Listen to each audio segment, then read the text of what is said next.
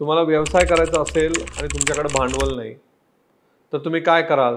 तर मी या व्हिडिओमध्ये हे कव्हर करणार आहे की तुम्ही भांडवल बँकेकडनं कसं घेऊ शकता, मित्रांकडनं कसं घेऊ शकता, किंवा अजून काय काय काय गोष्टी आहेत जिथून तुम्ही फंडिंग रेज करू शकता.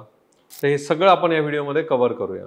मला असं वाटतं की तुम्हाला एखादा बिझनेस आयडिया खूप आवडली आहे तर फंडिंग ही खूप सेकंडरी गोष्ट आहे. म्हणजे भारतामध्ये, महाराष्ट्रामध्ये जरी असली तरी बाहेरच्या देशात तर फंडिंगला कोणी जास्त विचार करतच नाही, फंडिंग मिळतेच मिळते. तसं आता भारतामध्ये पण कल्चर वाढायला लागलं आहे ऑन्टरप्रिनर्सचं, बिझनेसचं. त्यामुळे फंडिंग ही खूप सेकंडरी गोष्ट आहे. तर पहिली हे तुमच्या मनात घ्या की फंडिंगमुळे बिझनेस राहणार नाही. राईट नाव फंडिंग शोधायची कुठं हा प्रश्न आहे आपल्याला. तर ते मी तुम्हाला काही टिप्स देतो, बघा इम्प्लिमेंट करून. आता लेट्स से तुम्ही एखादा बिझनेस करताय आणि त्या बिझनेसला तुम्हाला फंडिंग करायचं, तर सगळ्यात सोपा मेथड की जर तुम्ही आधी कुठे जॉब करत असाल, तुमच्याकडे काय आधीचे फंड्स असतील, काय असतील, तर सेविंग हे स्वतःचं सेविंग हे सगळ्यात बेस्ट. कारण त्याच्यामध्ये तुम्हाला कोणी पार्टनर घ्यायला लागत नाही, काही घ्यायला लागत नाही, ते स्वतःचेच पैसे होऊन जातात. तर जर लेट्स से तुम्ही कुठे जॉब करत असाल आणि तुम्हाला बिझनेस करायचा आहे, तुम्ही 6 महिने सेविंग करून बिझनेस चालू करू शकता का? फंड जमा करून चालू करू शकता का? ही पहिली गोष्ट. दुसरी गोष्ट, तुम्ही असा एखादा बिझनेस शोधू शकता का की तिथं भांडवलच कमी लागतं? हा पण प्रयत्न करा. म्हणजे नॉट नेसेसरी प्रत्येक बिझनेसमध्ये भांडवल लागतं. कमी भांडवल लागणारे बिझनेसेस पण आहेत की बाबा इथून घेतलं, दुसरीकडे दिलं, त्याच्यावर 10% 20% कमवलं, ॲमेझॉनवर ठेवलं कमी पैशामध्ये, ॲमेझॉनवर काही विकलं. बऱ्याच अशा बिझनेसेस आहेत जे कमी भांडवलमध्ये असतात, ते ट्राय करा. नाव तुम्हाला कमी भांडवलातला बिझनेस तुमचं पॅशन नाही आहे, तुम्ही जॉब पण करत नाही, तरी तुम्हाला बिझनेस करायचा आहे, तर काय करणार? तर जमलं बघा की तुम्हाला एखादा पार्टनर मिळतोय का की त्याच्याकडे पैसे आहेत. जर तुम्हाला एखादा पार्टनर मिळाला, त्याच्याकडे पैसे आहेत, मग असे पार्टनर शोधा की ज्याच्याकडे पैसे आहेत आणि त्याला तुमच्या आयडियामध्ये इंटरेस्ट आहे, किंवा त्याला तुम्ही जो बिझनेस करताय त्यात इंटरेस्ट आहे आणि त्याला तुमच्यावर पण भरोसा आहे की तू सक्सेसफुल करशील. हे बेस्ट वे आहे की बँकेकडे जायच्या आधी तुम्ही तुमच्या विचाराचा एखादा पार्टनर शोधा. राईट तो पार्टनर काय असणार आहे, त्याला फक्त सांगायचं तुझं काम आहे, तू फक्त भांडवल टाकायचं, एक्स भांडवल, त्याच्या बदल्यात तुला ही पार्टनरशिप एवढे मिळतील किंवा प्रॉफिटमध्ये एवढे मिळतील. ते एक गोष्ट. तिसरी गोष्ट झाली. नाव लेट्स से तुम्हाला पार्टनर पण नको आहे, तर सरळ बँकेकडे जावा. बँकेकडे जाऊन लोन मिळण्याचे चान्सेस कमी आहेत, कारण काय तुमची हिस्ट्री नसेल जुनी तर बँक देत नाही. तुमची काही जुनी हिस्ट्री असेल तरच, चांगली क्रेडिट स्कोअर असेल, तुमच्या स्कोअरवर तुम्ही लक्ष दिलं असेल तरच तुम्हाला बँक लोन देते. राईट पण ह्याच्यामध्ये तुम्हाला बी व्हेरी केअरफुल की कुठल्याही बँकेकडनं लोन घेऊ नका. म्हणजे जिथे मला असं वाटतं बिझनेस करताना जिथे तुम्हाला 12% आत जर कुठे लोन मिळत असेल तिथेच लोन घ्या. जर तुम्ही 15, 16, 18% लोन घेतलं तर संपले. तुमचा सगळा इन्कम, सगळं प्रॉफिट ते इंटरेस्टच खाणार आहे. जमलं तर 12% आत ट्राय करा.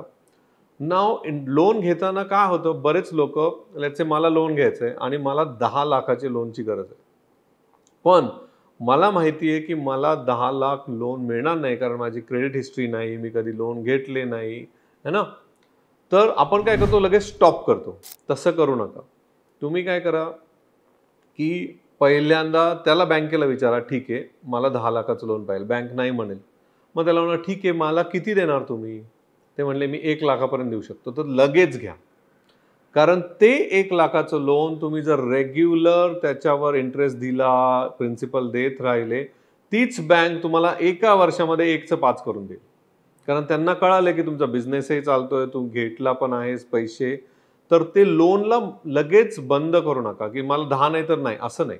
50,000 देतात 50,000, 1 लाख देतात 1 लाख, ते घ्या लोन. तुम्ही त्या लोनच्या ह्याच्यात या, कारण आज ना उद्या बिझनेस ग्रो झाला, लोन हे लागतंच. लोन नाही लागलं तर तुम्हाला कॅश क्रेडिट लागते. ह्या सगळ्यासाठी तुमचं फायनान्शियली तुमचा क्रेडिट स्कोअर चांगला लागतो. तर हे झालं लोनचं. लोन मिळू शकतं, थोडं प्रयत्न करायचा. गव्हर्नमेंटच्या पण स्कीम्स आहेत लोनच्या.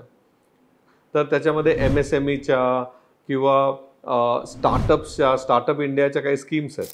त्याच्या अंदर तुम्हाला 5 लाख 10 लाखापर्यंत लोन नक्की मिळतं, राईट. फक्त काय करायचं आहे, प्रयत्न करा की तुमच्या फॅमिलीमध्ये ज्याचं बँकिंग रिलेशन चांगलं आहे, जो एखाद्या बँक मॅनेजरला ओळखतो, ज्यांचं ट्रस्ट आहे, राईट, ह्यांनी जर तुम्हाला रेफर केलं तर मिळण्याचे चान्सेस जास्त आहेत. कारण बँकेला काय लागतं की तुम्ही पैसे देणार आहात का नाही हेच ते बघतात. मग तेच त्यासाठी तुम्हाला जे लागेल ते तुम्ही करा. पण स्टार्टअप इंडिया आणि MSMEचे लोन्स खूप मस्त आहेत. गव्हर्नमेंटचे जे स्कीम्स आहेत सगळ्या बँका देत नाहीत, पण ज्या देतात तिथून तुम्ही ते लोन घेऊ शकता. तर आपण काय काय बघितलं की एक तर स्वतःचं सेव्हिंगमधनं तुम्हाला पैसे मिळू शकतात का, किंवा कुठला पार्टनर घेऊ शकता का, किंवा कमी भांडवलचा तुम्ही घेऊ शकता का, नाहीतर बँक लोन घेऊ शकता, राईट.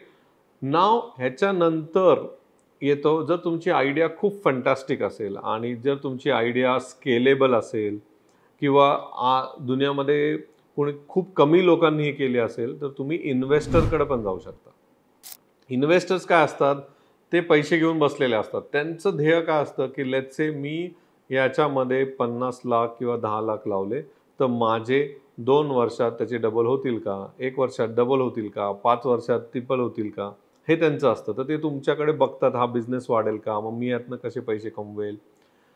तर पण इन्व्हेस्टरकडे जेव्हा जायचं असेल, इवन तुम्ही जेव्हा बँकेकडे जाता तेव्हा तुम्हाला तुमचा project report, project plan, business plan हे सगळं द्यायला लागतं, राईट. इन्व्हेस्टरकडे जायचं असेल तर अजून डिटेल अभ्यास लागतो. डिटेल अभ्यास तुम्ही हा पूर्ण कोर्स, म्हणजे तुम्ही जर माझा कोर्स पूर्ण केला आणि ते सगळंचे सगळं डॉक्युमेंट करून इन्व्हेस्टरकडे गेले तर chances of getting investor is very high. कारण तुम्ही पूर्ण ती सायकल एक क्लिअर केलेली आहे, राईट. तर इन्व्हेस्टरकडे जायचं असेल ना तुम्हाला तर हा पूर्ण अभ्यास करायला लागतो की माझी आयडिया काय आहे, मार्केट आहे का त्याचं, लोकांकडे माझं प्रॉडक्ट घेण्याचे पैसे आहेत का, ते मार्केट ग्रो होत आहे का, माझी प्रॉडक्ट आयडियाज चांगली आहे का, बिझनेस प्लॅन काय आहे, हे सगळं तुम्ही जर जेव्हा करता तेव्हाच तुम्ही इन्व्हेस्टरकडे जावा, राईट. आता हे इन्व्हेस्टर कुठे भेटतात, तर बऱ्याच जागी भेटतात इन्व्हेस्टर्स. तर इन्व्हेस्टर ऑनलाईन भेटतात, तुम्हाला थोडं रिसर्च करायला लागतो. बऱ्याच कम्युनिटी आहे, जसं मी कायम सांगत आलो की टाय एक कम्युनिटी आहे, गरजे मराठी मी ज्याचा पार्ट आहे, टायचा मी पार्ट आहे, अशा बऱ्याचशा कम्युनिटीज आहेत ज्या तुम्हाला इन्व्हेस्टरला भेटवतात. तुम्ही तिथे रजिस्टर करा, तिथून तुम्हाला इन्व्हेस्टर भेटतील. पण लक्षात घ्या, ही फंडिंग तुम्ही कुणाकडूनही घेत असाल, मित्राकडून घ्या, इन्व्हेस्टरकडून घ्या, बँकेकडनं घ्या, तुमची क्रेडिबिलिटी ही फार जरुरी आहे. आणि मी मराठी माणसाला कायम सांगत आलो आहे की तुम्हाला जर पैसे परत द्यायची वृत्ती असेल, इच्छा असेल तरच घ्या. तुम्ही जेव्हा पैसे कुणाकडून घेताय तर ती जबाबदारी म्हणून घ्या. मला पैसे मिळाले, आता मी त्याचा बिझनेस नाही. तुम्हाला ते पैसे मिळालेत, आता ही तुमची जबाबदारी अजून वाढली. जर मी एखाद्याकडनं 10 लाख घेतले तर मला त्याला 20 कसे करून देता येतील ह्याच्यावर फोकस करा. तर नक्की, कारण कसं आहे ना, पैसे हे प्रवासात लागतच असतात बिझनेसच्या. आज 10 लागले, उद्या 1 लागणार, उद्या 10 लागणार, उद्या 100 लागणार आहेत, राईट. तर ह्या गोष्टी, पण तुमचं नाव हे ब्रँड खूप जरुरी असतं. काही करा, त्या बिझनेसला तुम्हाला सक्सेस करून त्याचे पैसे परत द्या. आणि वर्स्ट केस तुमचा बिझनेस नाहीच चालला, राईट. तर तुम्ही किंवा तुम्ही पहिला माणूस पाहिजे ज्या इन्व्हेस्टरकडे जाऊन सांगायला की मला प्रॉब्लेम येतोय, मला अजून पैसे लागतील, किंवा हा बिझनेस चालतच नाही, मला या दुसऱ्यामध्ये जायचं आहे, हे तुम्ही सांगा. त्याला बाहेरून कळून देऊ नका. तर काय होईल, ॲटलिस्ट तुमचं स्वतःचं एक राहील की ठीक आहे, ह्यांनी प्रयत्न केला पण चालला नाही. तर ह्या सगळ्या टिप्स तुम्ही एक स्टेप बाय स्टेप घ्या. प्रत्येकाला वेगवेगळ्या गोष्टी असू शकतात. एक सोल्युशन सगळ्यांसाठी नाही आहे, राईट. तुम्ही जर पुण्यात असाल तर वेगळी गोष्ट आहे, कारण तुमच्याकडे बराच ॲक्सेस आहे. मुंबईत असाल तर अजून बँकेचा ॲक्सेस आहे, राईट. तुमचे कनेक्ट्स काय आहेत, गावाकडे असाल तर फॅमिली आहे, फ्रेंड्स आहेत, राईट. पण एक लक्षात घ्या, पैशासाठी बिझनेस कधीच थांबत नाही आणि कधी आजपर्यंत थांबला नाही. हे आपलं एक माइंडसेट आहे, ते पहिलं तोडा आणि तुमच्या आयडियावर भरोसा ठेवा की हा बिझनेस चालणारच. तर नक्की तुम्हाला पैसे मिळतील. हा व्हिडिओ पाहिल्यावर तुम्हाला जर असं वाटलं की माझा बिझनेस मला ग्रो करायचा आहे किंवा नवीन काहीतरी चालू करायचं आहे, तर मी एक कोर्स लॉन्च करतोय, त्याची माहिती या डिस्क्रिप्शनमध्ये आहे. तर तो कोर्स तुम्ही नक्की जाऊन बघा आणि त्याचा लाभ घ्या आणि नक्की त्या कोर्सच्या 15 चॅप्टर नंतर तुम्हाला क्लॅरिटी येईल की काय करायचं आणि काय नाही करायचं.